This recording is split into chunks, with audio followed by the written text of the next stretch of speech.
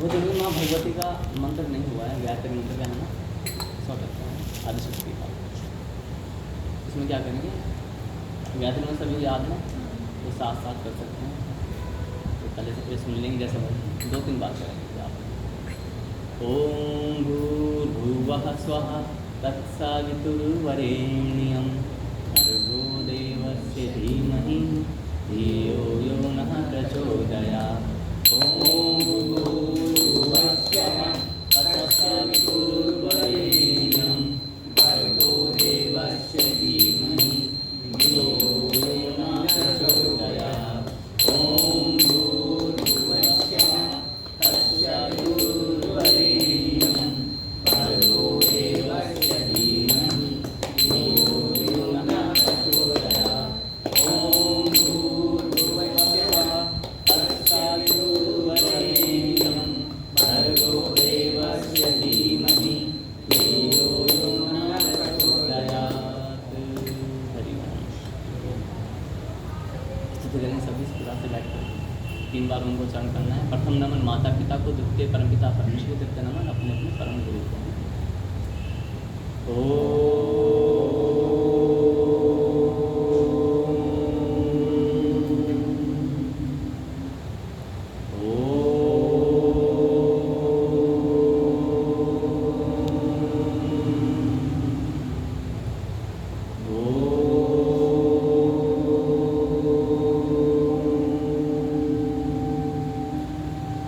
ओम नारायणं नमस्कृत्य नरं चैव नरोत्तमं देवीं सरस्वतीं व्यासं ततो जयमुदीरये।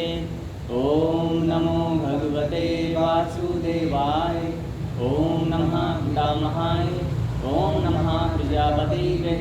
ओम नमः कृष्णद्वैपायनाय। ओम नमः सर्वविघ्नविनायके।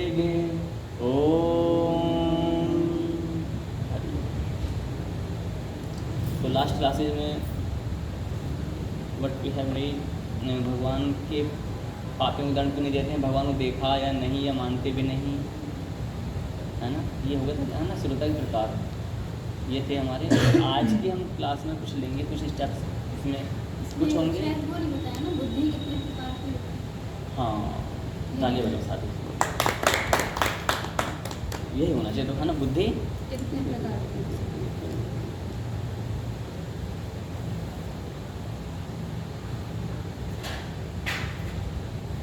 वैसे तो भगवान ने जो इसका बताया कि बुद्धि 3 प्रकार की होती है, सतोगुणी, रजोगुणी, तमोगुणी, है ना। एक सामान्य वो एक उच्च स्तर पर होता है, सामान्य स्तर पर समझेंगे बुद्धि कितने प्रकार की होती है, बुद्धि कितने प्रकार की होती है। तो यहाँ पर आता है बुद्धि के प्रकार, कुछ व्यक्ति, और बड़ा इम्पोर्टेंट विषय है ना। तो कुछ व्यक्ति जो होते हैं श्रोतागण जैसे बैठते हैं यहाँ पर, है ना। कल मैंने बताया श्रोता कितने प्रकार के होते हैं। अच्छा, आप अपने आप को कौन सी कैटेगरी में रखते हैं? संदेशक, आप बताएंगे पहले, क्या नाम बताया? सिमरन साथ में। तो हाँ, तो आप कौन सी कैटेगरी में रखते हैं? मतलब संदेशक, उपदेशक या आदेशक? उपदेशक। यानी कि जो हम बता रहे हैं उसमें कुछ आपको प्रश्न उत्तर उठ जाते हैं, सवाल समझना और उसकी जांच करना। हाँ, कई बार क्वेश्चन आंसर्स क्रिएट करना। क्योंकि जब क्वेश्चन बोले जाते हैं, जब आंसर दिए जाते हैं, तो आपके माइंड में तुरंत उत्पन्न होनी चाहिए कि ऐसा ऐसा क्यों नहीं, काउंटर क्वेश्चन उसके अपोजिट भी होना चाहिए कुछ ना कुछ। तो इसका अर्थ है कि आप बुद्धि लगा रहे हो, है ना। उसके बाद में 3rd स्टेप पर आ जाता है आदेश। वो 3rd स्टेप अपना भी आ जाता है मनुष्य। अच्छा, आप अपने आप को किस कैटेगरी में रखते हो? उपदेशक। यानी जो हम बता रहे हैं, कुछ डाउट्स उत्पन्न होते हैं, है ना, फिर आप चाहते हो कि इसका भी समाधान होना चाहिए, और आप उपदेशक। आप तो प्रथम बार आए हैं। अच्छा, बहुत अच्छा। तो बुद्धि कितने प्रकार की होती है? तो यहाँ पर क्या होता है, कथा के माध्यम से समझेंगे कि एक बार एक व्यक्ति था, वो चोरी करता था। क्या करता था? चोरी करता था, और उसको लगा कि चोरी करने में कोई बुराई नहीं है, तो एक अच्छा काम है, क्योंकि मैं किसी को अधिक दुख नहीं देता हूँ, केवल उससे धन छीनता हूँ, अपना खर्च चलाता हूँ। जब जब उसे धन की आवश्यकता होती थी तो किसी को पकड़ लिया करता था और वो उसे धन छीन लिया करता था। तो ताली बजाओ महाराज जी के लिए, ये भाव होना चाहिए। ताली बजाओ। मैंने अन्य को खैर कुछ सत्संगों में, प्रवचनों में भी ऐसा ऊपर से मंच व्यासपीठ से आदेश दिया जाता है कि जो श्रद्धालु हैं, कई बार बोला जाता है कि जो जहाँ वहीं बैठ जाए, लेकिन महानता वही होती है कि हम आने वाले को, विशेषकर जो बालक हैं उनको, क्योंकि उनकी ये सीखने की आयु है, उनको हम आगे बिठाते जाए, ये बहुत अच्छा भाव है। तो नमन है आपके भाव को। तो ये छोटी छोटी सी बातें ये बहुत इंपॉर्टेंट होती है। मनुष्य कभी बड़ी गलती से नहीं गिरता है, छोटी छोटी गलतियों से गिरता है। बड़ी गलती दिख जाती है, हाँ भी मैंने गलत किया है, छोटी गलती का आभास ही नहीं होता। इसलिए तो बुद्धि कितने प्रकार की होती है। तो एक व्यक्ति था, चोरी क्या करता था, चोरी से अपना घर गृहस्थी पाला करता था। तो बड़े सोच विचार की चोरी करता था कि देखा धनवान व्यक्ति कौन है, उसी का धन चुराया, उतना ही धन चुराता था जितना उसे आवश्यकता, उससे एक्स्ट्रा नहीं। यदि कुछ एक्स्ट्रा भी तो वापस नहीं। हालांकि कोई गोल्डन की कोई वॉच है, वो भी सब पागे रिस्ट वॉच, तो वो भी छोड़ के मुझे अभी मेरे पास है, इनफ है, आई हैव इनफ मनी। तो उसके उसमें ये एक मानसिकता थी, टेंडेंसी थी। अब उसने क्या किया कि प्रभु बुद्धि, तो उसने सोचा कि ये काम अच्छा, उसने इस काम को बढ़ा लिया, काफ़ी हाई लेवल पर लेकर गया। किसी ने समझाया, कोई साधु महात्मा आए, बोले कि ये गलत काम है, ये ऐसा मत करो। बोले क्यों? बोले कि पुलिस पकड़ लेगी, यानी कि सैनिक पकड़ लेंगे, तो तुम्हें न जाने कितना भयंकर दंड मिलेगा, कितना भयंकर दंड मिलेगा। और तुमको पूरा रस्सियों से बांध करके और उल्टा लिटा करके तुम पर कोड़े बरसाए जाएंगे, डंडे बरसाए जाएंगे। उसको ऐसा चालू है नहीं, तो उसको ऐसा बोला गया। उसने कहा कि मैं सुनी सुनाई बातों पर विश्वास नहीं करता, मैं तो देखकर, अपनी आंखों से देख करके विश्वास करता हूँ। कैसे विश्वास करता हूँ? देखकर, अपनी आंखों से देख करके। आज तक मैंने जो भी विश्वास किया है, मैंने देख करके विश्वास किया है, मैं सुनी सुनाई बात पर विश्वास नहीं करता। तो उस चोर ने कहा कि देखो मैं तो देख करके विश्वास करता हूँ, मैंने बहुत चोरियाँ की हैं और मैं अब लगभग 85 साल का हो गया हूँ। चोर भी तो कैसा था? 85 साल। हाँ, 85 ईयर्स। उसने बोला कि देखो मैं जो हूँ, मैंने बहुत चोरियाँ की हैं और बचपन से ही चोर हूँ, है ना, बचपन से। छठी साल का था जब मैंने पहली बार चोरी की थी। तुम सोचो, आज जो तुम्हें ज्ञान सिखा रहे हो, तुम्हारी आयु क्या है? 40-45 ईयर्स, और मेरी कितनी है? 85। तुम्हें दूनी आयु का हूँ। आई हैव एक्सपीरियंस होल्डर, है ना, तो आई एम सीनियर पर्सन। तो तुम मुझे क्या सिखा रहे हो? मैं पकड़ा जाऊँगा? मैं अपनी देखी बात पर विश्वास करता हूँ कि किस चोर को राजा दंड देता है। उसने उसे ज्ञान दिया समझाने के लिए, देखो महाराज तुम इतना वृद्ध हो, समाज को ज्ञान देने के लिए हो तुम, और तुम कोई चोरी चकारी कर रहे हो। माने कि तुम्हारा शरीर विशाल काय है, हट्टा कट्टा है, लेकिन तुम चोरी करके अपने रिश्ते क्यों पालते हो? कुछ और भी काम कर सकते हो। बोले मैं चोरी, जो धनवान हैं उनके घर से डाका डालता हूँ, किसी गरीब को नहीं सताता हूँ, और उतनी ही चोरी करता हूँ जितने में मेरी गृहस्थी चल जाए। तो बात तो अच्छी लग रही है ना। एक्स्ट्रा होता तो छोड़ के आ जाता, कभी किसी को सताता नहीं। बट हाँ, जब मैं चोरी कर रहा हूँ तो मेरा हाथ मत रोको। घर वाले रोकेंगे ना हाथ, बोले हाथ मत रोको, वरना क्या करते हो? बोले फिर मार दो, छोड़ता भी नहीं। तो बोले आपने 85 साल जो किया सो किया, अब बुढ़ापा अपनी दुर्गति में मत लेकर जाओ। अगर पकड़ लिया सैनिकों ने तो तुम्हें कारागार में बंद कर देंगे और बहुत बुरी तरह पीटेंगे, और तुम्हारा शरीर इस अवस्था में चोट मार को झेल ना पाएगा। तो उसने क्या बोला? मैं देख करके मानता हूँ, मैं सुनी सुनाई बातों को नहीं मानता। तो बोले देख करके ही मानोगे? बोले हाँ। तो बोले ठीक है। अब ये उत्तरदायित्व तो साधु के ऊपर आ गया था कि देख करके वो मान तो सकता है। उसने अपनी एक्सेप्टेंस दे दिया, I will accept, but after watching. तो आफ्टर वॉचिंग का जो सीन है बड़ा भयानक हो गया। आई तो चोर है वो, कहीं से पकड़ लिए दिखाने के चक्कर में, तो और भी तो उसे किसी दूसरे राज्य में लेकर गए, वहाँ पर बातचीत की उन साधु ने। तो बोले कि महाराज आप यहाँ पर जो चोर चक्के हैं, जो क्रिमिनल्स हैं, अपराधी हैं, आप एक बार कारागार में हमें दिखा दीजिएगा, जेल में कि उन्हें पिटाई कैसे होती है। बोले कि मैं साधु हूँ, मैं देखना चाहता हूँ, मैं और भी भक्ति में लीन होना चाहता हूँ। उसने ऐसा कुछ बोला। उसने ये नहीं बोला चोर है, वरना तो वो उसे पकड़ लेता अंदर। तो बोले अच्छा यार साथ में है। उसको साधु का वेश बना कर ले गए थे ज्ञान दिलाने के लिए। तो जब देखा, अरे जाओ महाराज जी आए, इनको सम्मान करो, थोड़ा इनको दिखा दो सब कुछ। तो वहाँ पर देखा किसी को उल्टा लटका के पीट रहे हैं। बोले इसी को पीट रहे हैं। बोले इसने ऐसा किया। बोले इसे किसी को उल्टा लटका के नीचे लेटा करके पीटा जा रहा बुरी तरह, चिल्ला पूरा हाहाकार मचा पड़ा उस पूरे जेल में, कारागार में। तो बोले इसे क्यों? बोले इसने चोरी की है। बोले चोरी की है, तो मेरी कैटेगरी का आ गया है। बोले उसने बोला, एक आपने क्या चोरी किया? बोले मैं तो कुछ चुरा लेता हूँ, रुपया पैसा कपड़ा चैन जेवरात जो भी सब चीज़ें। बोले तो मैं ही मन में सो रहा हूँ तो मैं ही करता हूँ। तुम सच में चोर हो? बोले तुम फर्स्ट टाइम चोरी किया या प्रोफेशनल चोर हो? बोले नहीं प्रोफेशनल चोर हो। हाँ हाँ जो पिट रहा, बोले प्रोफेशनल चोर। अभी चुपचाप धीरे धीरे बात हो रही है, वो राजा के कारण से उनको थोड़ी अनुमति मिल गई बातचीत करने की। बोले अच्छा ये बताओ और भी कोई चोर है जो चोरी वाले? बोला हाँ हाँ। अरे दिखाओ जरा वो चोरी वाले। तो उसने 15-20 सबके बैच पड़ रही, किसी को बर्फ़ पे लिटा रखा है, नमक डाला हुआ, बर्फ़ पे घाव रखे हैं, बहुत बुरा हाल है। भयंकर, जो भयंकर चोर है भयंकर उनको प्रताड़ना दी जा रही है, टॉर्चर किया जा रहा है। उसने बोला बस ये अब नहीं देखना चाहता। बोले महाराज जी बाहर ले चलो यहाँ से। बोला क्या हुआ? बोले अब बताओ मैं बच्चों मत। बोले जो हुआ सो हुआ, भगवान का भजन करो, कोई अच्छा रास्ता चुनो जिससे तुम्हारी जीवन चल जाए, और अब सदा के लिए ये संगति, ये सोसाइटी, ये काम छोड़ो।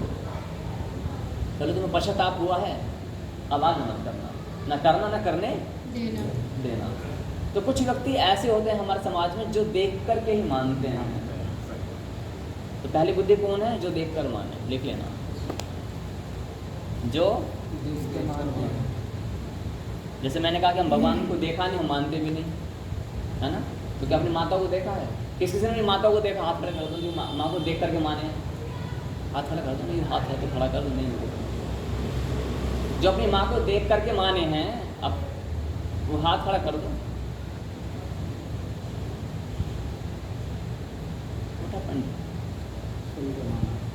सुन के मानना है, देखा नहीं अपनी माँ को। सच है ना ये? हैं? देख के भी चलो। अच्छा मैं सिमरन साधु को मैं निवेदन करूँगा कि वो, मैंने बोला ना कि I want learn to you, कि मैं तुम्हें सिखाना चाहता हूँ किस किस प्रकार से मैं क्वेरीज का आंसर देना। तो आर यू रेडी? है ना? रोटेट हो जाओ। उनका है देख कर माना है और सुनकर भी माना। तो पहले क्या करना है? मानसिक रूप से अपने माता पिता गुरु और इन सबको नमन करना, हाथ जोड़ करके। ठीक, ऐसे रोटेट हो जाओ, तुम उनकी ओर मुँह कर लो। तुम सोचो हाँ इस तरीके से, ठीक है? कॉपी को अपनी माता श्री को दे दो, कॉपी को मोबाइल को सबको। अब हाँ नमन करो पहले मानसिक रूप से, ठीक है? हाँ एक ताली बजाओ बच्चों के लिए। अब उनको उनका एक क्वेश्चन ये है, जो भी उनका आंसर है कि मैंने सुनकर देखकर दोनों को माना है। अब उनको एक्सप्लेन कर दो क्या है, व्हाट इज द ट्रूथ। माता जी ने जन्म दिया है। हाँ जो भी है आप उनको बताओ। हमारी माता जी ने जन्म दिया है, तो हमने उनको कब से माना? जब से हम उनके गर्भ में प्रवेश किया, तब तो हमने अपनी माता को नहीं देखा था ना, तब तो हमने उनसे सिर्फ सुना ही है। तो कैसे आपने कहते हैं कि हमने देख कर भी माना है? वाह बहुत अच्छा। अभी क्वेश्चन, अभी आपने क्वेश्चन, साधु ने आपसे क्वेश्चन किया कि आपने कैसे माना है ना माँ को, तो आपको उसका उत्तर देना है, इन्हीं को देना है। ये गेम होता है, गेम है क्वेश्चनिंग एंड आंसरिंग।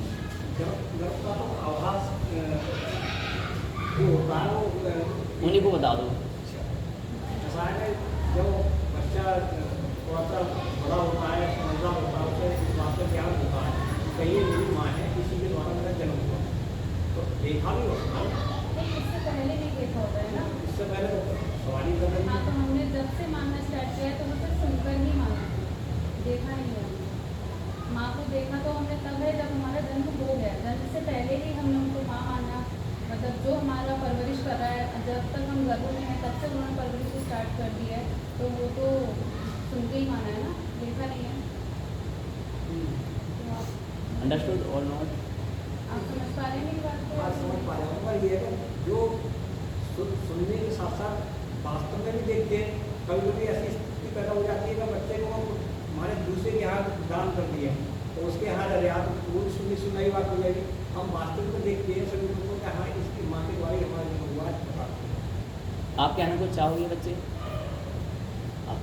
आपने अपनी माँ, बात ये है कि जब तक हमें पता नहीं होता हमारी माँ है तो माँ कैसे मानेंगे? तो how to believe this lady is your mother, how to believe? जब किसी ने कहा कि ये तुम्हारी माँ है, मैंने उसे माँ बोलना बचपन से तो नहीं सीखा था। उसे माँ बोलना तो हम कुछ उम्र में आते हैं तब सीखते हैं कि इस मेरी माँ है। उससे पहले नहीं पता था मेरी माँ है, क्योंकि सारे इंसान तो बराबर दिखते हैं हमें। How do you know this lady is your mother? How do you, आपको कैसे मालूम पड़ता है कि ये मेरी माँ है? क्योंकि उन्हें जब बड़े हुए थे, छोटे थे तो उन्हें कुछ भी याद नहीं है। माँ का चेहरा कैसा तो वो भी याद नहीं है। मुझे बैठ बचपन का जाओ, कुछ बैठ नहीं जाओ, याद है। बहुत अच्छा। जब मुझे याद हुआ है, जब मुझे उनका चेहरा दिखा है, जब पता चला तभी तो माँ माना है। यदि मान लिया मैं खो गया बचपन में, ठीक है, और मुझे इसने मुझे पाला है और मैं 1 साल का खो गया, तो मैंने तो इसका चेहरा देखा है, तो इसे ही माँ मानेंगे। लेकिन बायोलॉजिकल मदर कौन है ये कैसे जान वो नहीं पाएंगे? पता चलता है ना, नहीं चलता, उसको जानने का तरीका क्या है? वो नहीं पता है क्योंकि हर Now you कोई tell me, जो बायोलॉजिकल मदर है तो हम उसे कैसे जान पाएंगे? That is the point, that is the point. जो भी अब माता, आपकी माता श्री हैं, है ना, प्रेजेंट में बैठी हैं, आपकी माता आई हैं? अच्छा, तो आप प्रथम बार आई हैं आई थिंक, हाँ। तो माता जी पीछे बैठी हैं। जब बच्चों का जन्म होता है आँखें बंद होती है खुली होती हैं? कितने घंटे बाद खुलते हैं लगभग? अनुमानित कितने घंटे, दिन, साल, महीने लगभग? हाँ जी, आँखें लेकिन कितने टाइम बाद खुलती हैं? इंस्टेंट तो नहीं खुलते हैं, तो ये तो मुझे मालूम है, इंस्टेंट नहीं खुलते हैं, है ना, तत्क्षण नहीं खुलते हैं ना। हाँ, तो कितने टाइम बाद खुलती हैं? आई थिंक 2 या 3 घंटे बाद, मान लो 5 मिनट बाद भी खुलती हैं।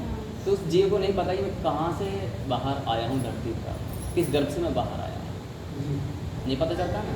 तो वो क्या सुन के बिलीव करता, अच्छा वो बोलते मम्मी मम्मी मम्मी, छोटा बच्चा होता है बेबी, मम्मी बोले बच्चा माँ माँ माँ, उसे रटाया जाता है।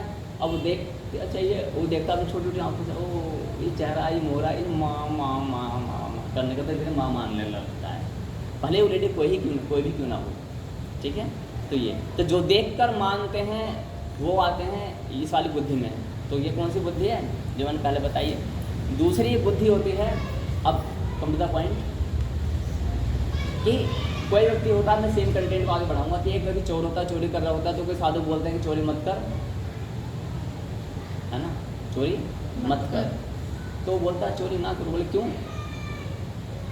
बोले चोरी करेगा तो जो है तो क्या करेगा, तो पुलिस पकड़ ले जाएगी, है ना।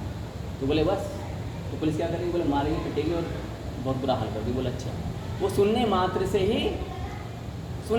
ही कुकर्म छोड़ देता है, कुकर्म छोड़ देता है।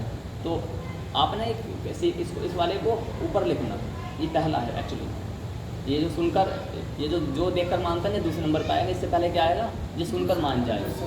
हाँ, जो पहले नंबर पे क्या आएगा? जो सुनकर मान जाए। हाँ, जो सुनकर मान, ये पहले नंबर पे। और दूसरे नंबर पे कौन सा आ गया फिर हमारा? जो देखकर मान जाए। वो क्या है? वो सुनकर भी नहीं मान रहा है। इसमें दो चीज़ें हैं, सुना तो है ही, बट वो क्या, वो आए विटनेस बनना चाहता है, मैं आंखों से देखना चाहता हूँ, ठीक है। तीसरी बुद्धि का व्यक्ति कौन होता है? हाँ, नहीं बताते हैं, जो ना सुनकर माने ना देखकर माने। वो कहता है कि मैं पढ़कर मानूंगा, कहाँ लिखा हुआ है, इन्हें अधिकार जिसने दिया चोर को मारने के लिए। ये पुलिस वाले क्या कर रहे हैं, ये प्रशासन क्या कर रहे हैं? क्या चोर को मारना चाहिए? कहाँ लिखा हुआ है? आर्टिकल नंबर कौन सा है? मैं पढ़ना, कॉन्स्टिट्यूशन पढ़ना चाहता हूँ, IPC इंडियन पीनल कोड जो होता है ना, भारतीय दंड संहिता, मैं उसे पढ़ना चाहता हूँ।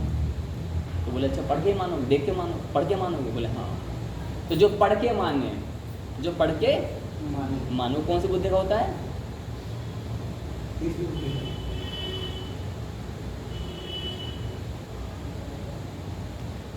ये आज के समाज में पढ़ाना थोड़ा सा कठिन पड़ जाता है, दिखाना लाइव एग्जाम्पल जल्दी दिख जाता है ना, कहीं ना कहीं पीटते छिटते सब दिख जाएंगे, है ना।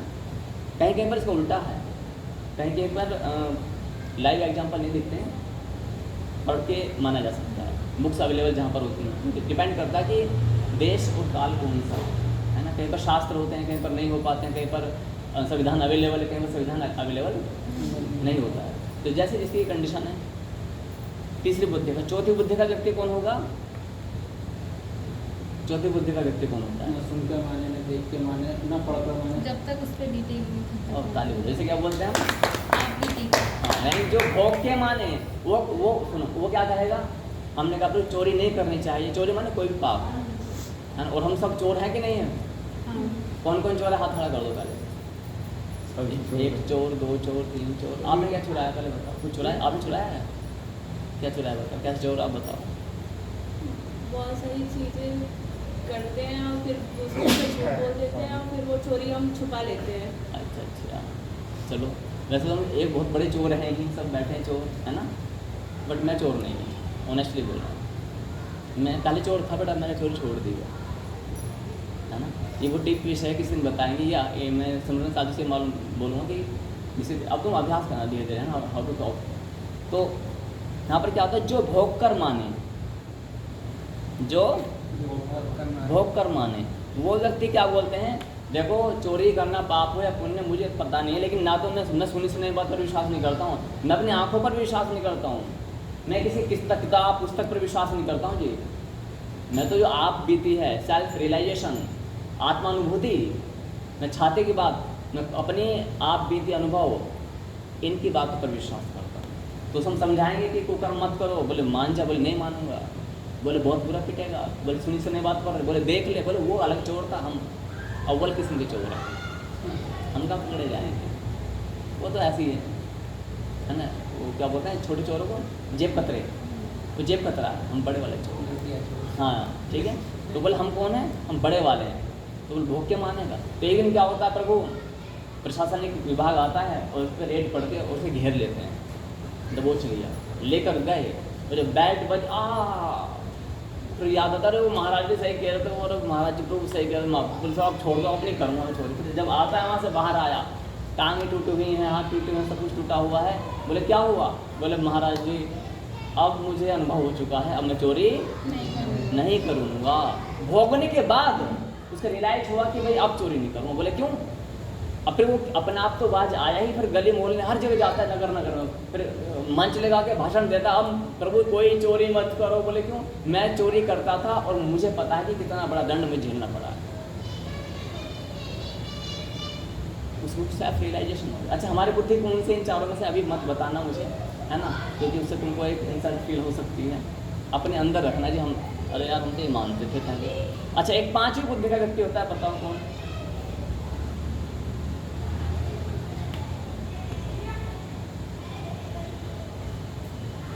एक व्यक्ति होता है, उसको हम समझाते हैं कि भाई बड़ो चोरी करना पाप है, राजा के सैनिक आएंगे पकड़ के तुम्हें दंड देंगे, सूली पे टांग देंगे, बोले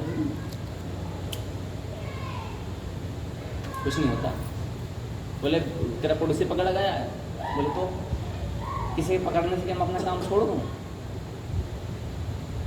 समय बीता, उसको दंड पड़ा, टांगे वांगे सब तोड़ के 2 सालों में, वापिस आया, फिर चोरी पर लग गया, फिर समझाया कि चोरी क्यों करता, अभी तो पकड़े गए थे। बोले भाई हम तो जैसे हैं वैसे ही रहे, चाहे हो कुछ भी जाए, है ना।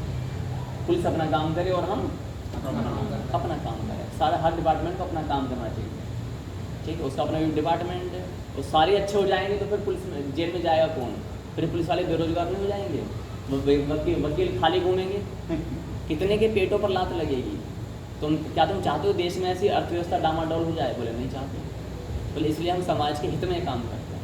इसमें हमने लॉजिक पेश किया जो कि कुतर्क है, क्या है कुतर्क। अब क्या हुआ प्रभु, तो कुछ व्यक्ति ऐसे होते हैं संकट पर संकट आएंगे, है ना, वो कोई दंड पड़ेगा, कोई असफलताएं आएंगी, कभी दुख पड़ेगा, कभी समस्याएं आएंगी, लेकिन वो अपना मार्ग परिवर्तन नहीं करते हैं। तो जो ना सुनकर माने, क्या लिखेंगे, जो ना सुनकर माने, ना देखकर माने, ना पढ़कर माने, ना भोग ना भोगकर माने, ये 5 प्रकार की प्रजाति संसार में अधिक पाई जाती है ना। ना भोगकर माने, इसमें हम और आप भी आ सकते हैं। अब अपने अपने मन में टटोलो कि जैसे हम किसी के मन में होता है, हम आंखों देख कर विश्वास नहीं करते हैं, अब आंखों देख कर विश्वास नहीं करते हैं, हम सुनने के बाद विश्वास नहीं करते हैं। लेकिन जो सबसे हायर लेवल का होता है, प्रथम बुद्धि का व्यक्ति क्या होता है, सुन करके ही मान जाता है। ये सत्य है, सुन करके ही मान जाता है। जैसे हमने कहा कि शास्त्रों की बात को आपको मानना चाहिए, तो आपने यदि उन सबको फॉलो किया तो प्रथम बुद्धि को आपने बोला देखो हमें देख कर मानते हैं। इसमें पढ़ने में और देखने के बाद उलटफेर हो जाता है। किसी ने बोला कि कहानी लिखा हो शास्त्र में, तो एक बार हम ज्ञान कर रहे थे, उसने पर शास्त्र खुलवा दी, बोले किस नंबर पर लिखा हो जो आपने बात बताई है कि ऐसा ऐसा होता है। शास्त्र लाए, हमने पूरा खोल दिया, ठीक था। यहाँ भी खोलेंगे समय आने पर। तो इसके बुद्धि कितने प्रकार की होती है? 5 प्रकार की बुद्धि है। आप कौन सी बुद्धि में आना चाहते हो ये बताओ बस। वो किसी बुद्धि में ये नहीं जानना चाहूँगा, ये बड़ा क्योंकि बड़ा मतलब लज्जित वाला विषय है ना, क्या पता कोई 5वीं बुद्धि में हो। हाँ मैं हैं? चलिए मैं बोलने में ताली बजाओ, इतना बड़ा हृदय सबको होना चाहिए, है ना। अच्छा बताओ। तो ये है मेरा एक्सपीरियंस।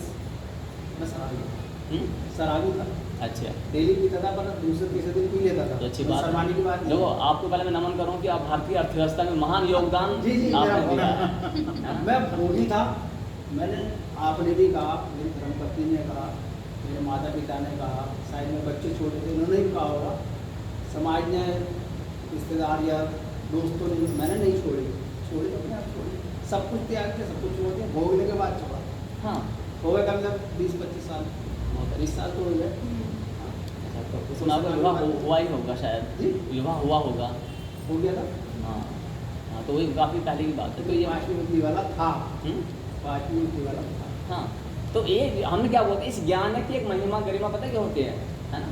अच्छा, ये सब चीज़ें कई बार होती संगति से, कई बार होती है हमारे जो, इसमें मैं बताऊँ क्या क्या होता है, हम जो बदलते हैं ना, हमारी मानसिकता बदलती है। ये हमारे कर्मफल सिद्धांत, शायद मैंने बताया होगा कि कर्मफल सिद्धांत क्या होता है। बहुत लंबी कथा चलती है इस पर भी, कर्मफल सिद्धांत क्या होता है। कभी तुम सुबह 4 बजे उठ करके पूजा करो, कभी तुम शनिचर की तरह 12 बजे तक खुर कर रहे फराटे मारे हो, व्हाट हैपनिंग। ये सब चीज़ें क्या होता है, कर्मफल सिद्धांत के अनुसार हमारी मन की वृत्ति बदलती रहती है। जब अच्छा पन्ना खुलता है ना, तो सब बात अच्छी लगती है, सहनशक्ति बढ़ जाती है, मधुरता आ जाती है संबंधों में। कोई गाली दे रहा तो धन्यवाद। और जब पाप कर्म आते हैं तो 12 बजे उठेंगे, अंडा मांस मछली सब चबाएंगे, गाली में बकेंगे, जो भले की बात कह रहा है वही बुरा लगेगा, फिर हमें ऐसा कुछ होने लगता है। ठीक है, कुतर्क करेंगे, क्या करेंगे, कुतर्क करने। कुतर्क माने क्या होता है, आपके लॉजिकों में इतना दम नहीं होता, बट आपको कोई मिला नहीं होता जो आपको धूल चटा दे। पहले मैं ही था, मैंने बताया मैं बहुत अहंकारी था व्यक्ति, यानी कि कोई मुझे डिबेट में हरा नहीं पाता था। जब नास्तिक था, आई वॉज अथेस्ट, नास्तिक था पहले, नास्तिक, भगवान को नकारने वाला। फिर वृंदावन कहीं गए, मथुरा गए, फिर कुछ संस्थाएं मिली, उन संस्थाओं ने फिर मेरे धूल चटाने वाली चीज़ों को ना फिर मुझे धूल चटाई, न जाने क्या क्या चटाया। तब जा कर फिर मैं क्या हुई, होनी तो गड़बड़ हुई थी। तब जा करके फिर एक ट्रेजेडी मेरे साथ में हुई, तो उसने यानी भगवान ने तो मुझे अच्छे से धूल चटाई, धूल मिट्टी सब चटा दी। तो जब मैंने उसको देखा, उस समय मैं करीब 16-17 साल का था, तब मेरे को आस्तिकता की ओर मैं प्रबल होने लगा। तो 5 प्रकार की बुद्धि मैंने बताई है। एनी डाउट इसमें से, किसी को कोई डाउट है क्या? अच्छा, जो भी दो आपने शायद क्लास, आप तो प्रथम बार आई हैं, आप समटाइम्स आते हो समटाइम्स नहीं आते हो, है ना। एनीवे, तो फिर भी ये कॉन्सेप्ट क्लियर, छोटा सा कॉन्सेप्ट क्लियर था मैंने, फ्लैशबैक वाला है, पहले क्लासेज में हो चुका है। तो आपका घर कहाँ पर है इनका? आपके पास में है इनका? पास में ही है, आपके पास में ही है, आपके संपर्क में है लोग? तो आपने इनको वो वीडियो सुनवा देना, हो सकता है उस वीडियो में कुछ कॉन्सेप्ट हो तो इन्हें टाइमिंग बता देना, है ना। तो ठीक है, अगर ना समझ में आए आप दोनों के लिए, है ना, कि हमने माँ को देखकर माना कि सुनकर पूरा एक्सप्लेन किया गया अच्छे से। ठीक है, अब आते हैं भगवान निराकार है साकार है, ये बताएं मुझे। भगवान लास्ट क्लास जो मैंने ये रिवीजन से पहले कौन सा कंटेंट चला था आपको पता है किसी को? नहीं, रिवीजन करने से पहले मैंने रिवीजन दोबारा किया ना, ये उससे पहले कोई कंटेंट चला था जहाँ पर मैंने स्टॉप लगाया था, फिर मैंने कहा दोबारा से बताऊंगा दोबारा। हाँ, कौन सा था? मंदिर, मस्जिद, पीर मजार, अरे और भाई, उसके बाद भी शायद एक दो तो फिर मैं आगे वाला, चलो भगवान लिख लिया आपने ये।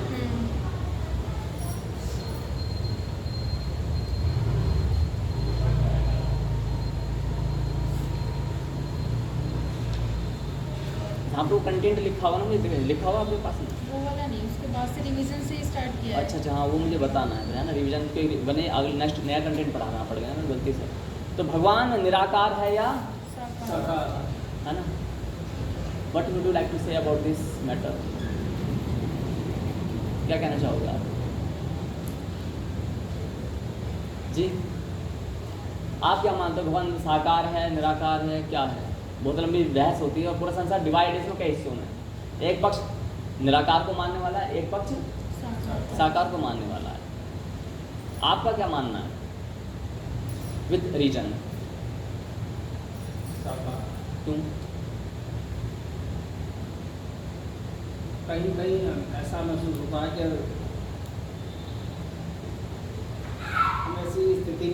कि हम शायद वो जैसे कि जो उदाहरण के डॉक्टर आ गया और उसने कुछ ऐसा हमारे साथ करा, हमारी दुविधा दूर करी, हमारी बीमारी दूर करी, तो उसमें मैं सोचता नहीं यही भगवान है, सकारात्मक।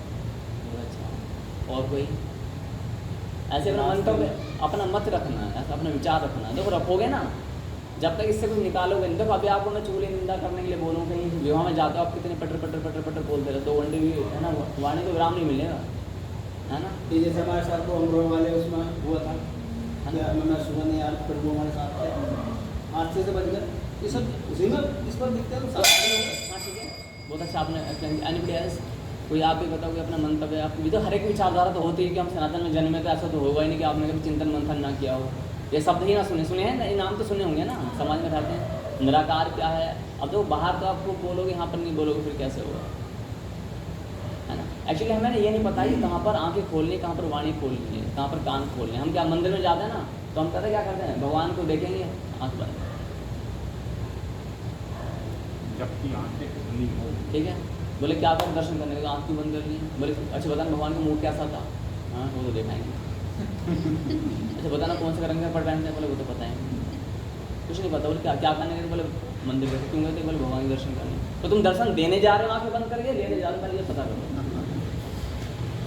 क्या करने जा रहे हो। दर्शन देने जा रहे हो कि भगवान जी मैं आ गया, मेरे दर्शन कर लो, आ गया जल्दी कर लो जल्दी, ठीक है मैं जा रहा हूँ, ठीक है। ये क्या तरीका तुम्हारा। दूसरी बात, वाणी कहाँ खोलनी है। जब कोई साधु संत महात्मा आपसे क्वेश्चंस के लिए कहते हैं बैठे आओ 2 मिनट यहाँ कुछ बोलो, ठीक है, तो बिल्कुल ऐसा लगेगा जो सन्नाटा धर, पैरों के नीचे जमीन खिसक गई, ओहो क्या कह दिया, है ना। और अभी बोलो कि किसी की निंदा करनी है, वो लड़की ऐसे कर रही, वो लड़का ऐसे कर रहा है, ठीक है, चाचा का लड़का ऐसे, चाचा की लड़की ऐसे, देश में ऐसा हुआ, क्रिकेट में ये हुआ, पॉलिटिक्स मोदी ने ये कर दिया, योगी ने ये कर दिया, वहाँ बाढ़ आ गई, बिजली कड़क रही, सर्दी बहुत है, सब में इतना लंबा डिसीजन दे दो, यूजलेस। महाराज सत्यनारायण की कथा करने जाता हूँ, कथा तो कम सुनते, मैं आज मोहल्ले में ये हुआ थी। हाँ वही तो, तो ये सब, हाँ तो ये सब क्या हो रहा है, सुनते ही नहीं है। अच्छा बताओ, कान भगवान तो पंख देना, ये फूक उड़ने वाले इतने बड़े बड़े दिए भगवान ने, है ना। अब यहाँ पर जैसे बैठे हैं, अब तुम लगा लो कौन से प्रकार के, अच्छा वो वाला संदेशक, उपदेशक, आदेशक। कई बार हम लोग बैठते हैं, सुनते हैं, आंखों में आंखें डाल के कुछ लोग ऐसे देखते हैं,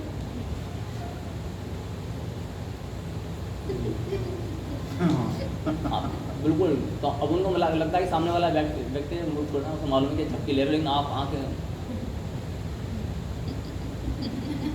इतने वो 2-4 मिनट की नींद ले रहा है, चल रहा सी। अभी तुम्हें क्या कर रहे हो, तुम्हें नींद आ रही है तो थोड़ा घूम लो ना। इस दास की वाणी बड़ी काम की है। चेहरा क्या क्या करना तो बदल जाएगा, बुढ़ापा जाएगा तो सब खत्म हो जाएगा, बाल क्या करना, वो तो रंग बिरंगे हो गए मेरे चित कबरे, है ना। तो शरीर का क्या करना, ये सब मिट्टी हो जाएगा। वाणी जो है, शब्द जो है, ये शब्द प्रमाण है हमारा, शब्द मुक्त। आपको सुनने आए तो सुनो, नींद आ रही है तो खड़े हो जाओ, पाँव में दर्द पाँव फैला लो, लेटने का मन कर तो लेट जाओ। याद है तुम्हारे मंदिर में क्या होगा, कुछ व्यक्ति ऐसे थे, हम थके आए हैं, भारी काम था, मैं लेट जाओ पीछे, वाणी कान तक जानी चाहिए, सुनते रहो, है ना। तो ये इफेक्टिव तुम्हारा यूट्यूब नहीं करेगा। आप बोलते सपोर्टिंग है, यूट्यूब पर जब आप सुनते हो ना, ये सपोर्टिंग है, ये सक्सेसफुल नहीं है। जो सपोर्टिंग क्या काम कर रहा है, अगर आप किसी सुनाओगे तो कुछ पढ़ने नहीं पड़ेगा, है ना। तो इसलिए क्या करना है, अटेंशन होकर के सुनना है। अब क्या था, संदेश उपदेशक जो होता है ये अच्छा है। इसके बाद में भगवान निराकार है, साकार, कम टू द पॉइंट।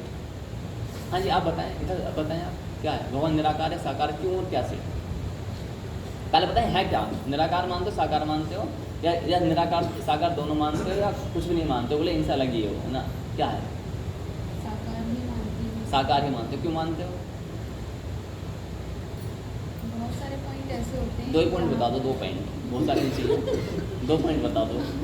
ऐसे मेरे पास अभी एकदम चलो ठीक है, बहुत नहीं है। अच्छा। आप बताएं भगवान निराकार है कि साकार है, कुछ ओह अच्छा आप बताएं। अच्छा मतलब पता है क्या, हाँ तो साकार मतलब होता है जिसका आकार होता है। जैसे महादेव, ये हनुमान जी हमारे राम दरबार लगा हुआ है, माता भगवती है, शिव परिवार उधर है ना, भगवान शंकर जी हैं, ठीक है, गणपति महाराज हैं, शिव परिवार इधर लगा हुआ है ना। कोई पीपल देवता, ये भी साकार ही नारायण का रूप है, साकार है ना, ये क्या हो गया, साकार रूप है। ठीक है। निराकार माने जैसे वायु होते हैं, वायु क्या निराकार, जल क्या है निराकार है, जिसकी कोई फॉर्म नहीं होती है, तो उसके जब निराकार है तो उसकी मूर्ति बना पाएंगे क्या, नहीं बना पाएंगे। इस तरह से आप बताएं प्रभु। भगवान निराकार है, बट कैसे? भगवान का कर्ण होते बस महसूस किया जाता है, बस महसूस किया जाता है। बहुत अच्छा। हाँ जी, आप निराकार है या साकार? साकार है, कैसे? अच्छा, वही same as it is. And you? साकार मतलब तो यही पता, अच्छा क्योंकि हमने यही देखा है कि ऐसे बालाजी के रूप में, मूर्ति के रूप में। अच्छा, अच्छा। तो साकार तो ठीक है। यदि भगवान, हाँ जी, भगवान कर्ण में है, कण हर जगह उनका वास है, मगर वो दिखाई नहीं देते, जो जैसे तपस्या करता है उसी को वैसे ही महसूस होता है। बहुत अच्छा। अच्छा, अब आते हैं शास्त्रीय प्रमाण क्या होते हैं और वैज्ञानिक आधार क्या है। बस भगवद गीता में 12वें अध्याय में अर्जुन ने पूछा भगवान कृष्ण से कि आपकी जो निर्गुण निर्विशेष की जो उपासना करने वाले हैं, निर्गुण निर्विशेष यानी कि जिसमें कोई गुण भी नहीं होता है ना, निराकार की उपासना करने वाले होते हैं भक्त, वो अधिक उत्तम है या साकार के? बोले कि साकार के जो भक्त हैं वो अधिक उत्तम होते हैं, क्योंकि निर्गुण निर्विशेष वादियों की पूजा बड़ी कष्टदायक होती है। कैसी होती है? कष्टदायक होती है। अब इसको चलो बोलते डेफिनेशन भगवान की भी टफ है, आधा समझ में आया, आधा नहीं आया, बहुत लंबी एक्सप्लेनेशन, तो उसी को ही सरल भाषा में समझेंगे। जो मानते हैं कि भगवान साकार है, तो इसका अर्थ है कि उनके भगवान में निराकार होने की शक्ति सामर्थ्य नहीं है, और जिसमें किसी प्रकार की शक्ति सामर्थ्य नहीं है तो वो भगवान तो हो सकता है, लेकिन परम पिता परमेश्वर नहीं हो सकता। भगवान तो कोई हो सकता है ना, केवल हम अपने माता पिता को भगवान बोलते हैं, लेकिन अगर हम बोलते माता पिता परम पिता परमेश्वर है, ये थोड़ा हो जाएगा। अब किसी पिताजी मर गए, बोले परम पिता परमेश्वर मर चुके हैं, है ना, तो बोले ब्रह्मांड भी सारा नष्ट हो जाएगा, स्पष्ट हो गया। तो क्या होगा, इसका मतलब क्या है, जो परमात्मा यदि उसमें निराकार होने की क्षमता नहीं है तो परम पिता परमेश्वर हो ही नहीं सकता। कोई देव देवता है, कोई चमत्कारी है, महाराज हैं, कोई देवता हो सकता है, कोई अवतार हो सकता है, लेकिन परम पिता परमेश्वर तो नहीं हो सकता है, जिसमें निराकार होने की क्षमता नहीं है। नहीं है। यदि भगवान ने परमेश्वर साकार है तो उसमें निराकार होने की क्षमता नहीं है। निराकार मतलब वो अपने आप को फॉर्मलेस नहीं कर सकता, है ना, वो अपने आप को फॉर्मलेस नहीं कर सकता। तो जब ऐसा भगवान है तो उसे पूजने से क्या लाभ? ऐसे भगवान को पूजा जा सकता है क्या, जिसके अंदर सामर्थ्य ही ना हो? क्या वो निराकार होने से डरता है क्या? क्या वो वायु रूप होने में डरता है? जिस प्रभु ने बताया कण कण में विराजमान है, तो वायु जो होती है इसमें क्या होती है? O2 है, ये एलिमेंट्स है ना, इसको अगर हम तोड़ेंगे तो ये क्या है? ऑक्सीजन के 2 परमाणु हैं, ये तो होता है ना, तो O2 इसके 2 परमाणु हैं। अब इसका एक परमाणु जो एटम्स है, एक एटम के अंदर भी इलेक्ट्रॉन प्रोटॉन न्यूट्रॉन है, लेकिन जब तुम इलेक्ट्रॉन प्रोटॉन न्यूट्रॉन को खंडित करोगे तो उसमें बोसॉन फोटोन भी आ जाता है ना, उसको भी विखंडित किया जा सकता है, बट वहाँ पर साइंस की पकड़ कमजोर, थर-थर काँपने लगती है साइंस। क्या होता है, एटॉमिक ब्लास्ट करते हैं तो इलेक्ट्रॉन प्रोटॉन न्यूट्रॉन जो होता है ना, यानी कि ये दीवार बहुत तेज गति से दौड़ रही है, और संसारी कोई ऐसी मशीन है जो इसकी गति को माप सके। क्या मैं सच बोल रहा हूँ? कैसे सच बोल रहा हूँ? कहीं ना कहीं होगा प्रमाण इसका साइंस में। नहीं, प्रमाण तो आप सबने पढ़ा है, लेकिन ध्यान नहीं जाता है। गति को माप ना सके तो ऐसा कोई प्रमाण? ये जो कण देख रहे हैं सीमेंट के, रेत के, इसमें क्या है, इसे तोड़े जाओ, हथौड़े से जो घिस दो, फिर से और तोड़ दो, खंडित कर दो, फिर एंड में क्या आएगा? एटम्स आएंगे। एटम्स आएंगे ना, परमाणु इसे हिंदी में बोलते हैं।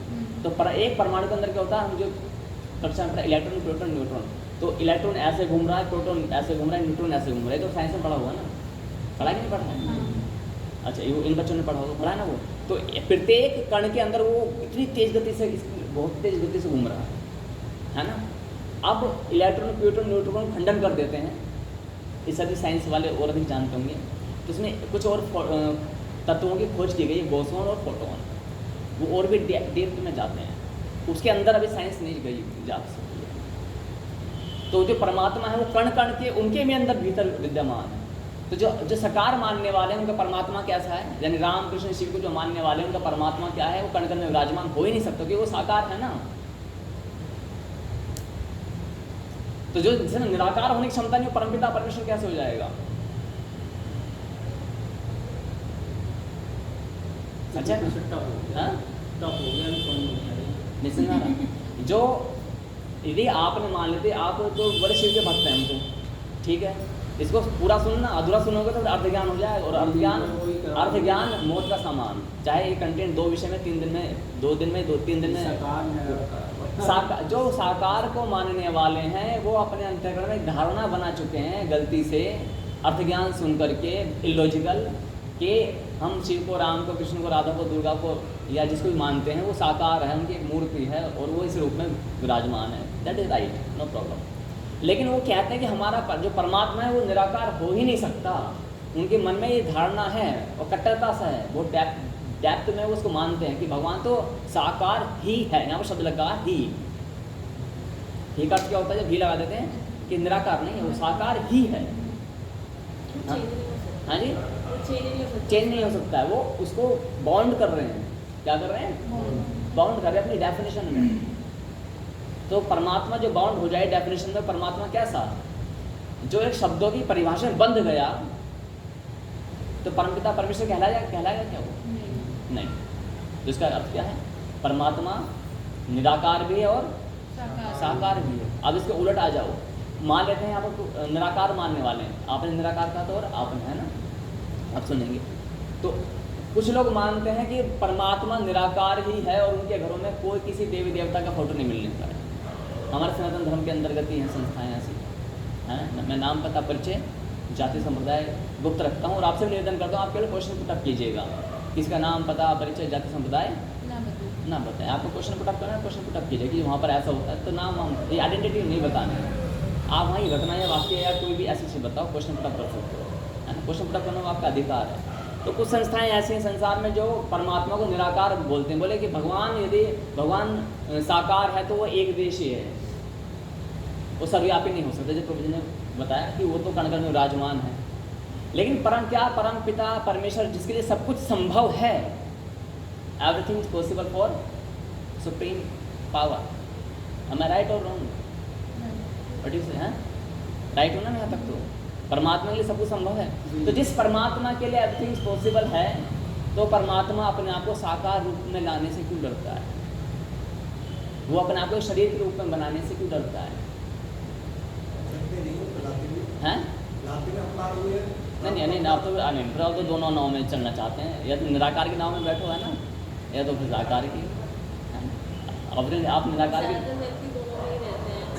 हाँ, जो दोनों में रहते हैं वो भी गड़बड़ है ना। तो उसको अकेले रहते तो कहते भगवान हमारे साथ है, मंदिर में जाते तो भगवान के सामने। हाँ, वो नहीं, दोगलापन तो उचित नहीं है। इसके लिए हमें क्या करना, लॉजिकली बातों को समझना है ना, और औरों को समझाना भी है, ठीक है। औरों को कई बार ऐसा होता है कि अच्छा हाँ, साकार वालों की संख्या अधिक है तो साकार बोल दिया, निराकार वालों की संख्या अधिक है तो निराकार बोल दिया। फिर बोलते हैं हम निराकार भी मानते हैं और हम साकार भी मानते हैं। वो डेफिनेशन, वो बोल सही रहे हैं लेकिन उनको डेफिनेशन नहीं पता, वो किसी को समझाने में सक्षम नहीं रहते हैं।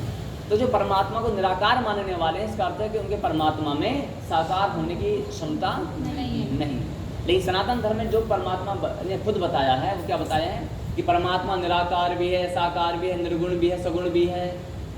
निर्गुण माने इसमें कोई गुण ना हो, हाँ, सगुण माने इसमें गुण है, अच्छे बुरे सब गुण है। तो परमात्मा में सब कुछ है और कुछ भी नहीं है, सब कुछ है और कुछ भी नहीं है। जो आपके इंग्लिश में 26 अक्षर होते हैं, तो ABCD, या संस्कृत में जो 63 अक्षर जो भी माने जाते हैं, हिंदी में शायद 56 हैं संभवतः। जो भी अक्षरों को मिलाकर के संसार में जितनी भाषाएं हैं, उनके अक्षरों को मिलाकर के जो भी नई भाषा बनाओ, और उन भाषाओं से परमात्मा के तुम जो भी डेफिनेशन बताओगे, वो सब डेफिनेशन से परमात्मा बहुत दूर है। उन परिभाषाओं के, उन डेफिनेशन के बंधन से परमात्मा बंधा हुआ नहीं है। और जब बंध जाए तो परमात्मा कैसा? एक ने बोला परमात्मा अनंत है, मैंने कहा नहीं, ये भी गलत हो गया। परमात्मा अंत वाला भी है और अनंत भी है, उसके लिए सब कुछ संभव है, वो सब कुछ करने में सक्षम है ना। तो इसलिए क्या है, परमात्मा साकार भी है और निराकार भी है। लेकिन निराकार की उपासना हम आसानी से नहीं कर सकते। जैसे मैंने कहा ध्यान लगाओ, तो आपके आंखों के सामने कुछ बनना चालू हो गया, अब आप उसे देखे जा रहे हो, है ना, फिर आपका ध्यान लगेगा क्या उस पर? नहीं लगेगा। फिर कोई बोलेंगे एक ज्योति पे ध्यान लगाओ, तो ज्योति क्या आ जाती है? तो कोई फॉर्म आ गई, शेप आ गई ना। वो साकार जब शेप आ रही है तो वो एक साकार रूप है। बोले ओम पर ध्यान लगाओ तो साकार रूप हो जाता है। बिंदु पर ध्यान लगाओ, बिंदु निराकार डॉट के समान, उस पर तुम आसानी से ध्यान नहीं लगा पाओगे। लंबा टाइम पहले निर्विशेषवादी गुफाओं में जाते थे, एकांत में जाकर के वो निराकार परब्रह्म परमात्मा की उपासना क्या करते थे, तब जाकर के उनका बेड़ा पार हुआ करता था। और बड़ा बोरिंग भी से हो जाता है निराकार की उपासना करना। साकार की उपासना करने में क्या है, भगवान ने क्यों बताया 12वें अध्याय में कि जो निराकार वादियों का जो भक्ति बड़ी दुखपूर्ण होती है, क्योंकि वो जैसे मैं निराकार को मानता हूँ, मान लीजिएगा, अब मेरे लिए कोई भगवान अवतार तो लेंगे नहीं। जब मेरी धारणा ही ऐसी, भगवान अवतार ही नहीं लेते हैं, अवतार तो लेंगे तो कोई ना कोई आकार में आएंगे ना, अवतार राम कृष्ण के रूप में या किसी न किसी रूप में आएंगे। और मैंने भगवान की धारणा क्या बना रखी, वो निराकार है। जब मैं परमात्मा के निराकार रूप को मानता हूँ तो परमात्मा मेरी सहायता कैसे करेंगे? निराकार के माध्यम से कर पाएंगे, है ना। तो उसमें मेरा अभ्यास, मेरी प्रैक्टिस मेन है। भगवान का सहारा कम हो जाएगा। इसे कुछ ऐसा समझेंगे जैसे एक बच्चे की माँ जीवित है, उस बच्चे को दुख होता है तो माँ तुरंत ही उसे हेल्प कर देती। 5 साल का बच्चा है, उसके लिए रोटी बना देगी, सब कुछ बना देगी। उसकी माँ का देहांत हो गया, और अब देहांत होने के बाद में उसकी माँ आत्म रूप से आती है, उसकी हेल्प करती है। कैसे आती है? आत्म रूप से, यानी कि जैसे हवा प्रेत होते हैं ना, ऐसे कर दिखाई देती है, डरता नहीं है, बट अपनी वो कुछ कर नहीं सकती माँ। वो हवा से उठेगी माला, भूत प्रेत उठा पाते हैं क्या? माला नहीं उठा पाते हैं। किसी शरीर में प्रवेश करके अपनी इच्छाओं की पूर्ति करते हैं। अब माँ आ रही है, वो आटा नहीं बना, रोटी नहीं बना पाएगी अपने बच्चे के लिए, उसे हेल्प कर रही है। तो कौन सी हेल्प सबसे अच्छी मानी जाएगी, साकार वाली या निराकार वाली? तो भगवान ने जो बताया कि जो साकार में परमात्मा स्वयं अपने भक्तों की रक्षा करते हैं, उनका हाथ पकड़ के तो उनको भवसागर से पार लेकर जाते हैं। उनमें जो गुण अवगुण होते हैं उनको भी थोड़ा देख लेते हैं, कोई बात नहीं। लेकिन जो निराकार की उपासना करने वाले होते हैं, उनका पहली बात तो मन ही चंचल हो जाता है, इतना कहाँ लगाएं कहाँ ना लगाएं, हवा में। मैंने कहा निराकार में ध्यान लगाओ, मैंने कहा शिवलिंग पर ध्यान लगाओ, तो आपके सामने एक शेप है ना, आप लगा लोगे। मैंने कहा हनुमान जी पर ध्यान लगाओ, आप लगा लोगे। राम जी पर ध्यान लगाओ, आप लगा लोगे। गणपति जी पर ध्यान लगाओ। मैंने कहा अब आप ना आँख बंद कर ध्यान लगाओ, कहाँ लगाओगे? ध्यान के लिए कुछ ठिकाना तो होना चाहिए ना। अब लगाते रहो ध्यान, है ना। जैसे आँख बंद करके मैंने निशाना लगाओ, लगाते रहो, अकड़ पकड़ बम बे से नंबे पूरे से वो कहने के लग ही जाएगा, है ना। तो वही काम होता है, यानी कि निराकार जो परमात्मा है उससे भी वही लाभ होगा जो साकार से होगा। लेकिन निराकार परमात्मा की उपासना थोड़ी कष्टप्रद मानी जाती है। उसमें साधक की साधना, अपना अभ्यास, अपनी प्रैक्टिस मेन होती है। और जो साकार की उपासना करते हैं, जैसे राम रूप में, शिव रूप में, राधा रूप में, कृष्ण रूप में, सरस्वती रूप में, लक्ष्मी रूप में, गणपति रूप में, इन रूपों में मान लेते हैं, जो भी शास्त्र सम्मत जो नाम दिए गए हैं, उन रूपों में परमात्मा स्वयं आकर उसका हाथ पकड़ लेते हैं। यदि उस भक्ति साधना इतनी प्रबल नहीं है कि साक्षात आए, तो किसी न किसी अन्य रूप में आ जाते हैं, है ना। लेकिन निराकार में तो रूप लेने का उसने मार्ग बंद कर दिया ना, तो एक्सेप्ट नहीं करेगा। निराकार को मानने वाला है व्यक्ति, और भगवान राम उसके सामने आ जाए तो क्या करेगा? रेस्पेक्ट करेगा क्या उसका? वो नहीं, बोले हट बैरो की हट, कहाँ से रामलीला में से आया है क्या? क्या बोलेगा? रामलीला में से आया, जरा हटे। बोले मैं ही वो निराकार परमात्मा हूँ, मैं राम के रूप में। हट, राम के रूप में परमात्मा को आकार मानने की आवश्यकता पड़ गई है ना। परमात्मा को आवश्यकता नहीं होती है।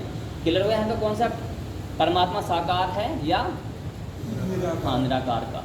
अब आता है इसमें भगवान अवतार क्यों लेते हैं? आहा,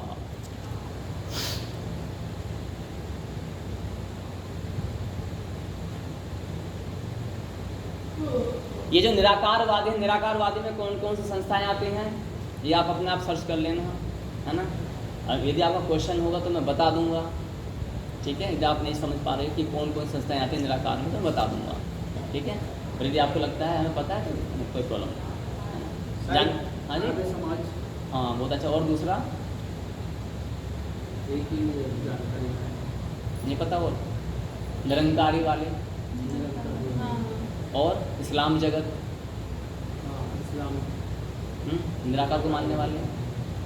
और भी कुछ संस्थाएं हैं, है ना, वो परमात्मा को क्या मानती हैं? निराकार। निराकार मानती है। तो ठीक है, निराकार के माध्यम से भी आप उसी परमात्मा तक पहुँचोगे, किंतु तुम्हारी भक्ति क्या है? यदि शास्त्र सम्मत है तो कठिन है, लेकिन क्या है? कठिन। कठिन है। यदि वो शास्त्र सम्मत है, सनातन धर्म के अकॉर्डिंग जो शास्त्र है उनके अकॉर्डिंग, तो भी कठिन पड़ जाएगी। ठीक है, तो और जो परमात्मा को केवल साकार ही मानते हैं वो भी अंधकार में है, जो केवल निराकार ही मानते हैं वो भी अंधकार में है। तो साकार को, परमात्मा को जो केवल साकार ही मानते हैं, उसमें भी कुछ संस्थाएं हैं, वो आप सर्च आउट कर लेना।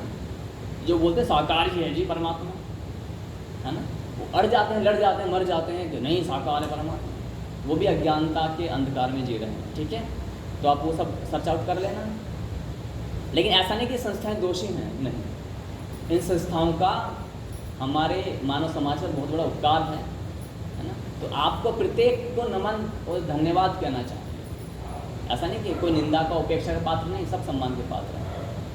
अच्छा, बात आगे आते हैं, परमात्मा निराकार, परमात्मा अवतार क्यों लेते हैं? हम कहते हैं भगवान जो पाप को मिटा, यदा यदा ही धर्मस्य ग्लानिर्भवति भारत अभ्युत्थानं धर्मस्य तदात्मानं सृजाम्यहम् परित्राणाय साधूनां च विनाशाय दुष्कृतां धर्म संस्थापनार्थाय संभवामि युगे युगे। जब महाभारत आती है तो ये सुना हुआ, यदा यदा ही धर्मस्य, तो भगवान क्या कह रहे हैं? यदा यदा ही धर्मस्य, कि जब जब धर्म की हानि होती है तब तब मैं अपने आप को सृजन करता हूँ, है ना। क्या सृजन करते हैं? यानी कि उत्पन्न, अवतार देते हैं। क्या करते हैं? अवतार, अवतरित होते हैं।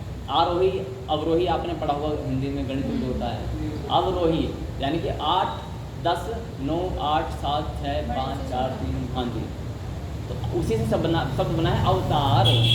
वहाँ पर बड़ी फॉर्म बैठी और नीचे जो आ रहे हैं वो अंश मात्र है, झलक मात्र है। क्या है वो? झलक मात्र। क्लियर हो गया कौन सा? तो परमात्मा निराकार भी है, साकार भी है। लेकिन अब आता है जी परमात्मा, अच्छा परमात्मा निराकार है या साकार है? तो परमात्मा अवतार क्यों लेता है? यहाँ पर कई सारे व्यक्ति जो निराकार को मानने वाली संस्थाएं होती हैं वो हमसे आर्ग्यू करते हैं। क्या करते हैं? क्या करते हैं? ये जब देखो आपका परमात्मा कैसा है कि धर्म की स्थापना करने के लिए राम के रूप में, कृष्ण के रूप में उसे धर्म पे आना, धरती पर आना पड़ता है। लेकिन हमारा परमात्मा कैसा है? 7वें आसमान पर बैठा है और अपने मैसेंजर भेजता है। क्या भेजता है धरती पर? मैसेंजर भेजता है। और वो मैसेंजर माने दूत, प्रचारक, एजेंट। और वो एजेंट जा कर के उस निराकार परमात्मा का प्रचार करते हैं। हमारे परमात्मा को धरती पर आने की कोई आवश्यकता ही नहीं है। इसको समझेंगे। एक बच्चा है, एक बच्चा है, इस वाले विषय को कर देते हैं ना, इस वाले विषय को कंप्लीट करते हैं, फिर विराम लगाते हैं। भगवान अवतार क्यों लेते हैं? ठीक है, तो एक बच्चा है प्रभु, अब वो क्या करता है? धनवान परिवार का है, बहुत धनाढ्य, भारत का सबसे धनवान परिवार है कोई, और उसका वो लड़का है, वो विदेश में ही पढ़ने के लिए जाता है स्कॉलरशिप से। स्कॉलरशिप से नहीं, पैसे के बल से जाता है। कैसे जाता है? पैसे के बल से वहाँ पढ़ने के लिए जाता है। ऑक्सफोर्ड यूनिवर्सिटी होती है या हार्वर्ड यूनिवर्सिटी है, बहुत सारी हैं, ठीक है क्या, तो वहाँ पर पढ़ने के लिए जाता है। वहीं पर ये क्या होता है, कोई भिखारी का बच्चा होता है, उसके माइंड बहुत अच्छा होता है, स्कॉलरशिप मिल जाती है, उसका नाम हो जाता है, और इंडियन गवर्नमेंट की ओर से पढ़ने के लिए जाता है। उसकी माँ जैसे तैसे भीख मांग करके और कहीं किसी से कर्ज पानी करके उस बच्चे को विदेश भेजती है। दुर्भाग्य से वहाँ पर क्या होता है, 2 कथाएँ सुनाऊंगा, 2 कथा के बाद विराम लगा दिया जाएगा इस वाले टॉपिक का, है ना। इसी टॉपिक को हो सकता आगे कक्षा में लिया जाए।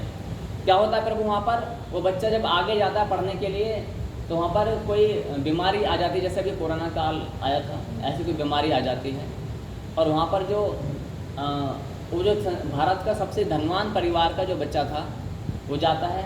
जैसे ही उसके पिता को मालूम पड़ता है, उसके पिता की पर आवर की जो इनकम थी वो कम से कम भी 10-12 करोड़ रुपए की थी। पर आवर की इनकम कितनी थी? 10-12 करोड़। 1 घंटे की इनकम है 10 करोड़ रुपए। सोचो, वो कैलकुलेट करता है कि अमेरिका जाने के लिए फ़्लाइट से कितने दिन लगेंगे, मुझे कितने घंटे लगेंगे। तो बोले इतना तो काम है नहीं, एक काम करो, अब सबसे अपने, और उसका भी एक ही लड़का होता है, और जो भिखारी होता है उसका भी एक ही लड़का, सेम कंडीशन है। अब क्या होता है, वो सोचता है कि इतना लॉस हो जाएगा, बच्चे से वीडियो कॉलिंग पर बात करता है, how are you, I am fine dad, okay. तो तो डोंट वरी, मैं तुम्हारे लिए व्यवस्था करता हूँ। वो इतना पैसा देता है, उस वहाँ के जो सबसे बेस्ट हॉस्पिटल्स होते हैं उन्हें परचेज कर लेता है वो, उसका पिता हॉस्पिटल ही खरीद लेता है, पैसे की कमी नहीं है ना, डॉलर्स में खरीद लेता है वो। और अपना सबसे विश्वास पात्र जो पीए होता है, पर्सनल असिस्टेंट, उसको वहाँ पर बोलता है इस फ्लाइट से जाओ, पूरे अस्पताल को खरीद लो। बोले ये अस्पताल मेरे पिता का हो गया, लड़का बोलता है, तो उसकी कोई ट्रीटमेंट में कुछ कमी होगी क्या वहाँ पर? अब नहीं। अस्पताल ही उसके पिताजी का। अब आते किसकी बारी? उसके गरीब के बच्चे की। अब जो उसके पास में वो बुके लेकर के जाता है, पीए जो होता है उसके बेटे को, और बोलता है कि देखो आपके पिता ने मेरे को भेजा है, आप चिंता मत करो, आपके पिताजी ने ये अस्पताल पूरा खरीद लिया। वो खुश हो जाता है बच्चा। डॉक्टर उसके आगे पीछे घूमते, चकाचक, बहुत सारे सब पूरा स्टाफ उसके पीछे लग जाता है बचाने के लिए उसको। उसी बगल में ही वो बच्चा लेटा होता है, उतने में उसकी माँ आती है, जैसे तैसे कर्ज पानी करके, पहले कर्ज में बिंदी हुई थी, लेकिन जैसे तैसे वो फ्लाइट से क्या करती है, मतलब कि निवेदन करके इंडियन गवर्नमेंट से कि मुझे वहाँ पर भेजा जाए, मेरा बच्चा बीमार है और महामारी आई हुई है, मैं अपने बच्चे को देखना चाहती हूँ। वो कर्ज करके भूखे प्यासी फटी छितरे कपड़ों में अपने बेटे से मिलने जाती है। वो जैसे ही अपनी माँ को देखता है, उसकी आंखों में पानी आ जाता है, क्योंकि जहाँ पर लाशें, कोरोना काल में क्या होता है, लाशों पर लाशें गिर रही है, न जाने अगला सांस आए या ना आए, उसकी माँ उसके सामने आ जाती है। वो एकदम खिल उठता है, अभी तक वो उठ नहीं पा रहा था, खिल उठता है, मुस्कुराहट देता है। मुझे आप बताएं चक्की कहाँ से चालू करूँ, ऐसे या ऐसे? पूछूंगा ना मैं, कुछ फटाफट बताओ, ऐसे चक्की करूँ या ऐसे? क्लॉकवाइज ऐसे ले लेते हैं। बताओ सबसे अधिक खुशी किससे हुई होगी, धनवान को निर्धन को? वाई? माँ उसके सामने आ गई, बट माँ के पास दवाई थोड़ी ना, दवाई गोली है किसके पास? कुछ नहीं है, फिर भी एक आनंद। Okay very good. Now you? माँ के लिए ज़्यादा सेम रीजन है तो ठीक है, कोई अलग रीजन तो बताओ। And you? Same reason? हाँ जी हाँ, माँ को देख के मुझे थोड़ा जी सेम रीज़न, जी इमोशनल अटैचमेंट। Same reason. ताली बजाओ एक बार। ठीक है, तो हमने उनको बताया प्रभु, उसने भी ये उत्तर दिया जी। तो मैंने कहा उसने अपने एजेंट भेजे, उस बच्चे के हृदय को शांति नहीं मिली, उसको माँ खुद चली आई, वो बच्चा आधा तो वैसे ही ठीक हो गया, आधा तो अपनों के बीच में तो मरना भी अच्छा लगता है ना। मैं तो गुजरात में रहा हूँ, मुझे वहाँ पर बड़ी समस्या हो गई थी। मतलब 1 घंटे में मेरे 9-10 हज़ार रुपये लग गए थे, और मुझे लगा कि आज अब मैं यहाँ से डेड बॉडी जानी है। यहाँ आने से, मुरादाबाद आने से पहले मेरा हाल ऐसा हो गया था, तो मुझे लगा कि मतलब अपनों के बीच मरना भी अच्छा है। वहाँ हर कोई में याद आ रहा कि कौन कहाँ पर क्या गए ऐसा, तो वहाँ पर ऐसा हाल हुआ था। फीवर चढ़ा था बहुत भयंकर रूप से, मैं चला गया हॉस्पिटल, वहाँ पर 9-10 हज़ार रुपये मेरे 2 घंटे में लग गए। ठीक है, तो ये आपने बताया क्लियर होगा कॉन्सेप्ट। तो ये वाला मैंने यहाँ पर रोका है, कौन से, इसको यहीं विराम लगाता हूँ। ठीक है, यहाँ तक किसी को डाउट है कुछ? भगवान अवतार क्यों लेते हैं, यानी कि अपनों से परमात्मा स्वयं मिलने आता है। तो जो बोलते हैं कि परमात्मा जो अवतार नहीं लेता, इसका अर्थ है कि उनका भगवान उनसे प्रेम नहीं करता, वो अपने एजेंट भेजता है बारंबार कि मेरे बच्चे धरती में मरते रहे, बिलखते रहे, मेरे भक्त मेरा नाम ले करके मेरी आरती वंदना पूजा करके रोते रहे, चिल्लाते रहे, लेकिन मैं उनका भी दर्शन नहीं दूंगा, उनसे मेरे एजेंट मिलेंगे। तो एजेंट वाला भगवान अच्छा है कि बताओ जो साक्षात स्वयं अवतरित हो जाए, अपनी गद्दी को, अपने घमंड को छोड़ करके हमारे लिए भागा आ जाए, दौड़ आ जाए, नंगे पैर दौड़ आ जाए। सुदामा के लिए भगवान नंगे पैर दौड़ आए थे, है ना। तो कौन सा परमात्मा अच्छा हो बताओ आप? व्हाट यू से?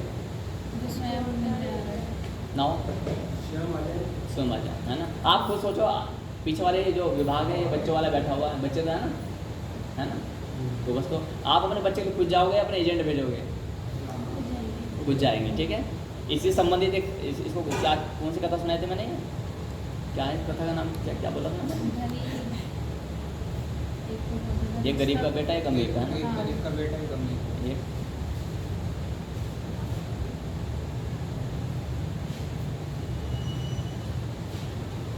दूसरी कथा बताऊंगा कल, ठीक है। इससे संबंधित वो क्या है, इसी संबंधित वो लिख लेना, पेंडिंग में डालना। तो क्या है कि एक बार, हाँ पेंडिंग में क्या है कि एक बार एक जो राजा होता है वो अपने इकलौते बेटे के साथ में नदी में यात्रा कर रहे होते हैं, बस इतनी डाल देना, ठीक है। नदी में यात्रा कर होते हैं राजा एक राजा होता है, वो अपने बेटे को लेकर के नदी में नाव में हाँ यात्रा कर रहे होते हैं नदी में। पेंडिंग में डाल दो। बस ये हिंट हो जाएगा, इसको मैं पूरा कंटेंट क्लियर कर दूँगा। ठीक है, अब क्या करेंगे? ओम भूर्भुवः स्वः, 2-3 बार करते हैं।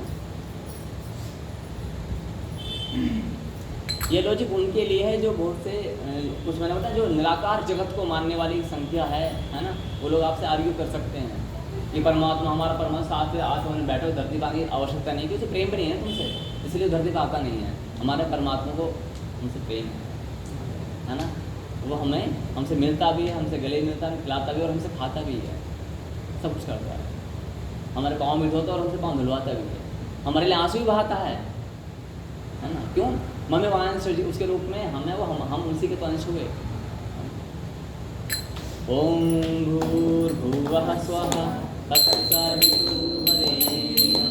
भर्गो देवस्य धीमहि धियो यो न प्रचोदयात्। ओम भूर्भुवः स्वः तत्सवितुर्वरेण्यं भर्गो देवस्य धीमहि धियो यो न प्रचोदयात्। ओम भूर्भुवः स्वः तत्सवितुर्वरेण्यं भर्गो देवस्य धीमहि धियो यो न प्रचोदयात्। हरि ओम। सुनना ये साथ में नहीं आएंगी, उनका नाम लिखो। अटेंडेंस आप लगा है, कोई एक अटेंडेंस लग रही है? हाँ अटेंडेंस, क्योंकि यदि कोई एग्जाम है ना तो हम अटेंडेंस के ऊपर निर्भर करेंगे। डाल दो।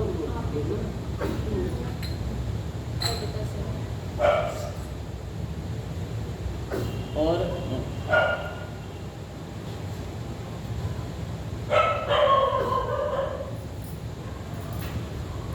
रविवार को हम प्रयास कर रहे हैं, क्योंकि रविवार से गुरु पूर्णिमा भी, तो मैं खुद स्वयं गाजियाबाद जाऊँगा अपने गुरुदेव के पास में। हरि ओम।